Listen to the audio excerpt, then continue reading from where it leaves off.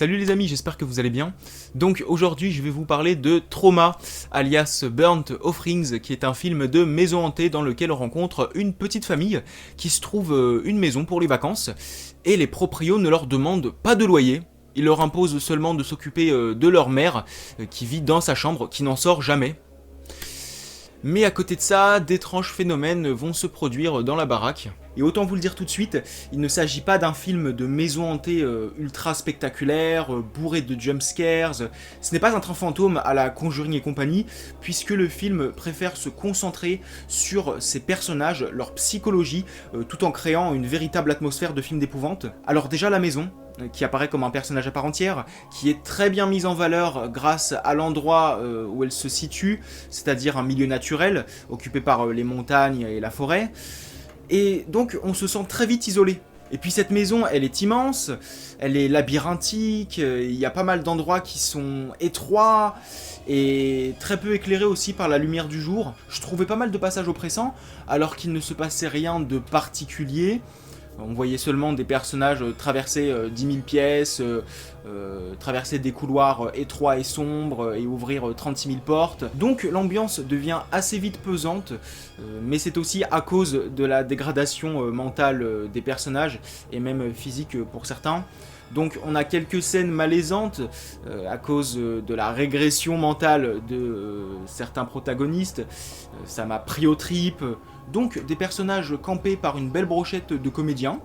Déjà on a Oliver Reed qui a joué dans Chromosome 3, qui est un de mes films préférés. On a Karen Black aussi, la fameuse maman de la maison d'Emile Morts. Et on a la grande Bette Davis. Donc ils réussissent tous à donner vie à leurs personnages. Alors par contre, j'ai été un peu refroidi par un ou deux comportements de la part de certains personnages. Par exemple, au sein de la famille de vacanciers, on a la mère donc, qui décide de s'occuper de la vieille mère des propriétaires. Et donc elle refuse que sa famille se rende dans la chambre de la vieille dame. Voilà, et tout le monde accepte. Le mari, le fils, la tante. Ok, enfin... moi, clairement, à leur place, j'aurais insisté pour rencontrer la fameuse vieille dame. Enfin, c'est tout à fait normal de voir avec qui tu partages le même toit. Donc, non, c'est clairement, non, c'est... moi, à la place du mari, je l'aurais dit, j'aurais dit à ma femme, non, écoute, t'es pas la reine de la baraque, on est tous dans le même bateau, donc non, il est tout à fait normal de rencontrer la dame qui vit sous le même toit, en fait, que nous. Moi, je lui aurais arraché la clé des mains.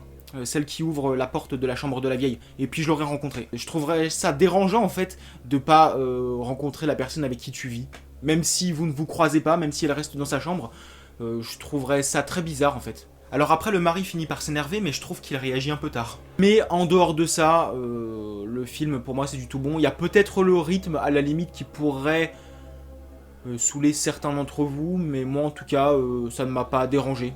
Non, parce que je trouve que le film installe l'ambiance comme il faut, on accorde beaucoup de temps aux personnages, sans qu'on s'éternise sur des dialogues inutiles. Et pour finir, Trauma multiplie les scènes angoissantes, comme les nombreuses apparitions du chauffeur, les scènes de la piscine aussi, et d'autres passages réussis.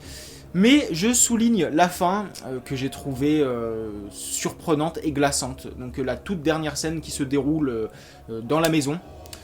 Je trouve que c'est une fin parfaite, tout simplement. Elle m'a terrifié.